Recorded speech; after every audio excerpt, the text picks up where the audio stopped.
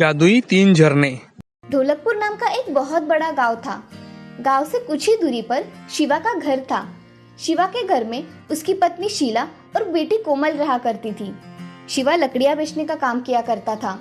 शीला शिवा को उसके काम में मदद कर दिया करती थी।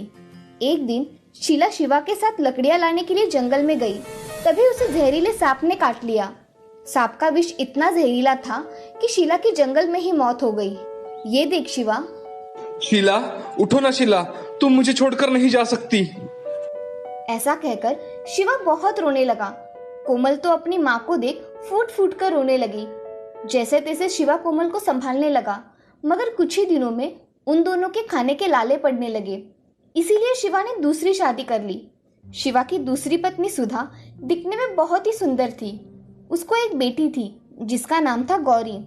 गौरी दिखने में खूबसूरत होने के कारण हमेशा कोमल को बदसूरत कह के कोसा करती थी।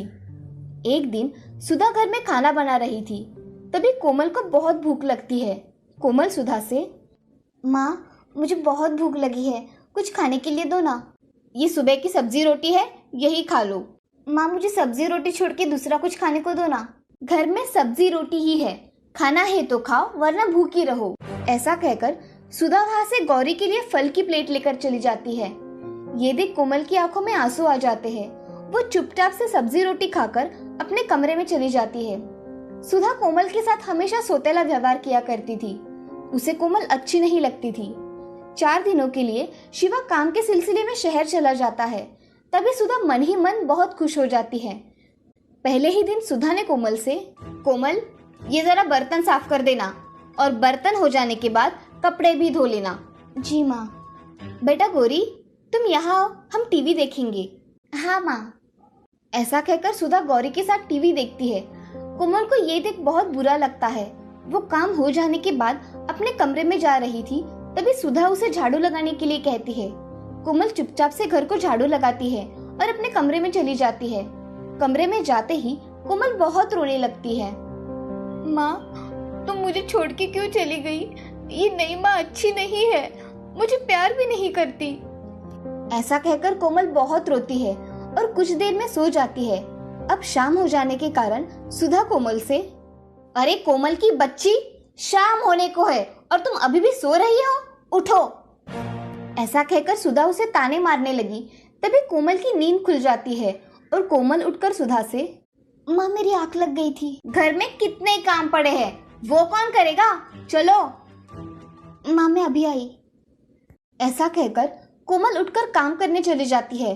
सुधा उसे बहुत सारे काम बताकर खुद आराम किया करती थी। अब एक दिन सुधा ने कोमल को जंगल में लकड़ियां लाने के लिए कहा। कोमल जंगल से लकड़ियां काट कर लाओ। माँ तो मुझे दूसरा कोई भी काम बताओ, मगर ये लकड़ी काटने का काम मत बताओ। तुम्हें आज लकड़ियां ही काट कर लानी पड़ेगी, नहीं लाई तो इस घर में वापस मत आना। माँ मुझे सच में लकड़ी काटना नहीं आता।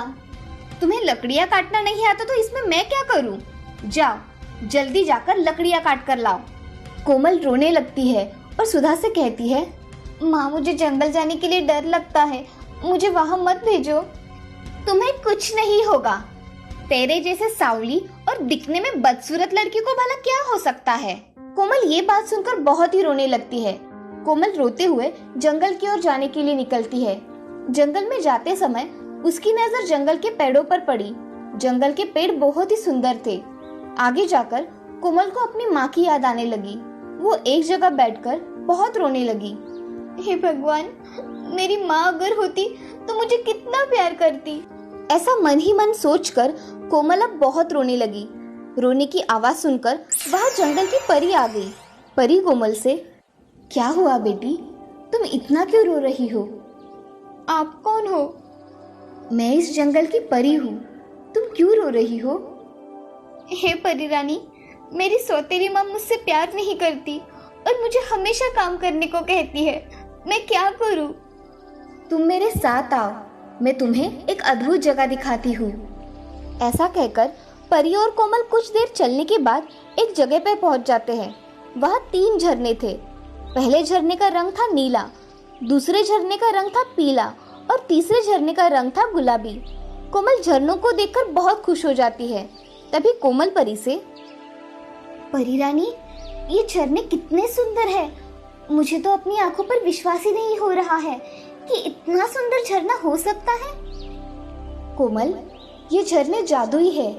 ये नीला झरना तुम्हें पैसा देगा, पीला झरना तुम्हें बहुत सारा सोना देगा और गुलाबी झरना तुम्हें बहुत सारी खूबसूरती और ज्ञान देगा। इस झरने में जिसने भी एक बार डुबकी लगाई उसे झरने की खासियत के हिसाब से सारी चीजें प्राप्त हो जाती है। अगर मैं इस नीले झरने में डुबकी लगाऊंगी तो मुझे पैसे मिलेंगे, दूसरे पीले झरने में डुबकी लगाऊंगी तो मुझे सोना मिलेगा और गुलाबी झरने में डुबकी लगाऊंगी तो मुझे ज्ञान के साथ साथ खूबसूरती भी मिलेगी। मुझे खूबसूरती के साथ साथ ज्ञान भी चाहिए, इसीलिए मैं तीसरे झरने में डुबकी लगाऊंगी। कोमल परी से कहती है, परी रानी, मुझे गुलाबी झरने में डुबकी लगानी है। ठीक है कोमल, तुम गुलाबी झरने में डुबकी लगाओ। कोमल अब गुलाबी झरने में एक डुबकी लगाती है। डुबकी लगाते ही कोमल दिखने में बहुत खूबसूरत हो जाती है और उसे ढेर सारा ज्ञान भी प्राप्त हो जाता है। कोमल घर जाने के लिए निकलती है। तभी कोमल परी से, परी रानी, आपका बहुत बहुत शुक्रिया, आपने मेरी बहुत मदद की है, मगर एक समस्या है। अब कौन सी समस्या है तुम्हें? मुझे लकड़ियाँ लेकर घर जाना है और मुझे लकड़ियाँ काटना नहीं आता।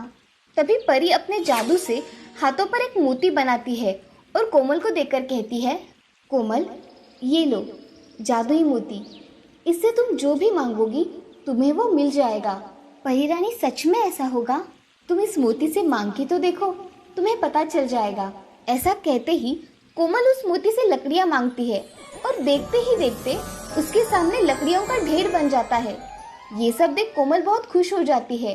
अब परी कोमल से, कोमल, तुम्हें ये जादुई मोती मैंने दिया है, ये बात किसी को नहीं बताना, नहीं तो इस मोती का गलत इस्तेमाल भी किया जा सकता है। इसे सिर्फ तुम्हारे पास ही रखना। जी परी रानी, मैं इसे मेरे पास ही रखूंगी। ऐसा कहकर कोमल वो जादुई मोती अपने ड्रेस में छुपा देती है और कुछ लकड़ियां लेकर घर चली जाती है। कोमल को देख सुधा के होश ही उड़ जाते हैं। सुधा कोमल से, अरे कोमल, तुम इतनी खूबसूरत कैसे बन गई? माँ, जंगल में 3 झरने हैं, एक पीला झरना सोने का, दूसरा नीला झरना पैसों का और तीसरा झरना ज्ञान और खूबसूरती का। तो मैंने गुलाबी झरने में डुबकी लगाई और मैं खूबसूरत बन गई। ये सब बातें सुन सुधा मन ही मन कोमल को, क्या मूर्ख लड़की है, पैसा और सोना छोड़ के इसने ज्ञान और खूबसूरती चुना। मैं मेरी बच्ची को लेकर वहां जाती हूँ और बहुत सारा सोना लेकर आती हूँ। अब सुधा गौरी को आवाज देती है और गौरी से,